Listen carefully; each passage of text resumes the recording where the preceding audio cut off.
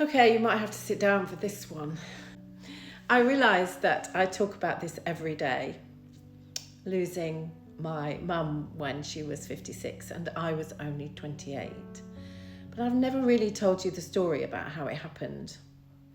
So if you were with me one Friday morning, I had a day off. I was nursing at the time, and I was 30 weeks into my first pregnancy, and it was March the 17th. So that over here is St. Patrick's Day. And my mum had been in hospital for the week because they discovered a mole on her forearm, and they had to do what's called a wide excision to remove this mole and to remove the malignancy around it, basically. Now, what you need to know is that 3 weeks before, she had had an ovarian cyst removed, which turned out to be benign, but she'd had it for many, many years and it had been misdiagnosed. So here she was 3 weeks after her first operation. And I'd rung her a couple of times in the week. And normally when you have a wide excision, they take a skin graft from the top of your thigh to put it on the place where they remove a large piece of skin to make sure that they get all of the cancer. And in that case, what they generally do is they put you on bed rest to allow the thigh to heal. But she was up and about. So whenever I rang her, she was being told that she needed to mobilise because my mum had had a history of blood clots. So I knew this was the right thing to do.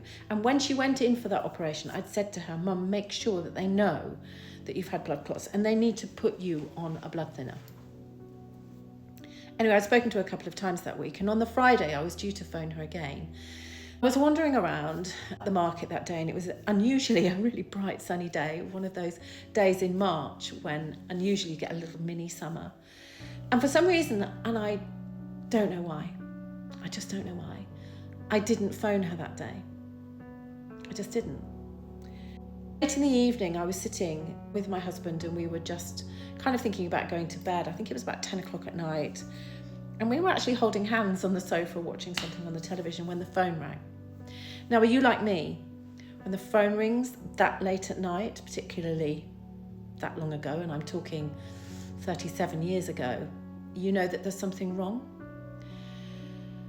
So I looked at my husband and he went to get the phone in the hallway. In the days when you had a phone that you had to walk to answer. And all I could hear him say was, "Oh, I'm sorry, Bill." That was my dad's name.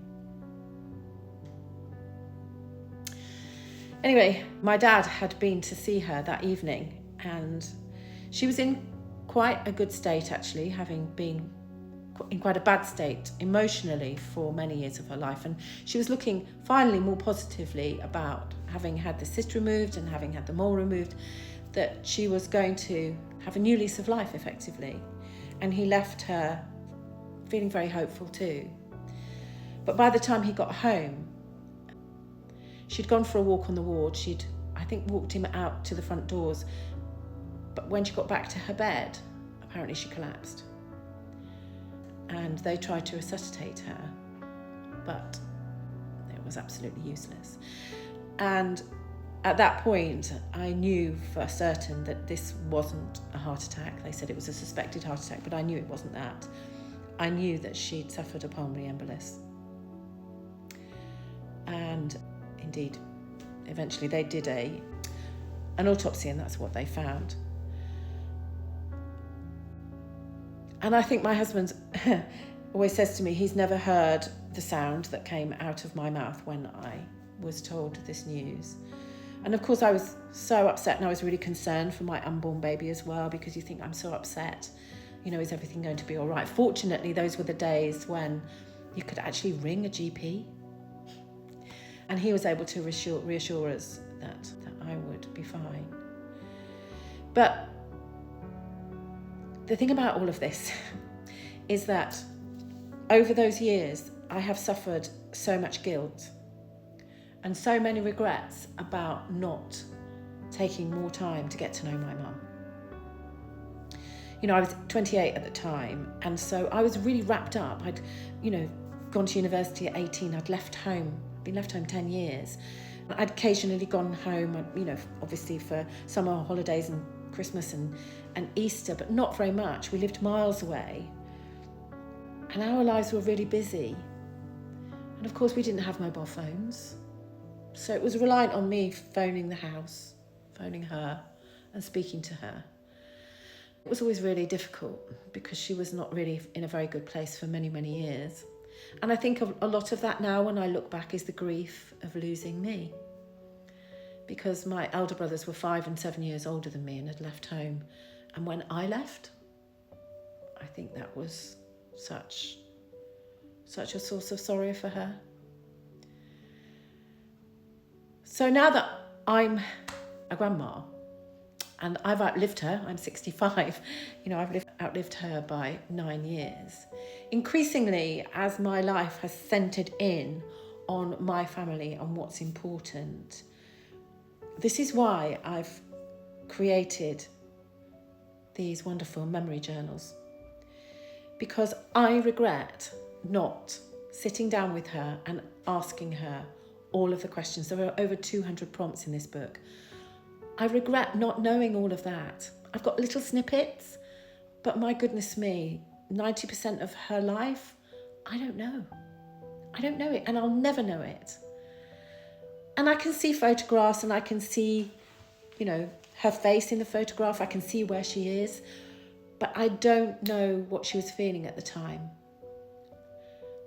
I don't know what came next after that photograph.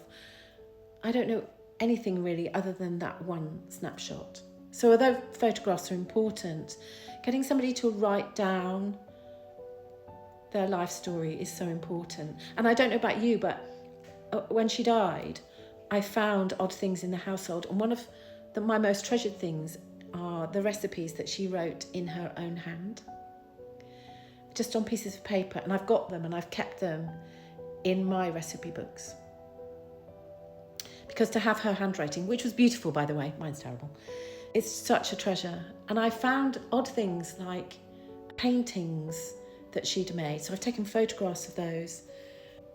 And sometimes I hear her words in my head, and sometimes I say those words. Do you ever get that? Oh, I just sound like my mother.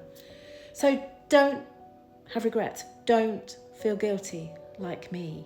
Whichever way you do it, you need to find a way to capture your mum's story, or your dad's, or your granddad's, or your grandma's story, or your auntie, or whoever was significant to you.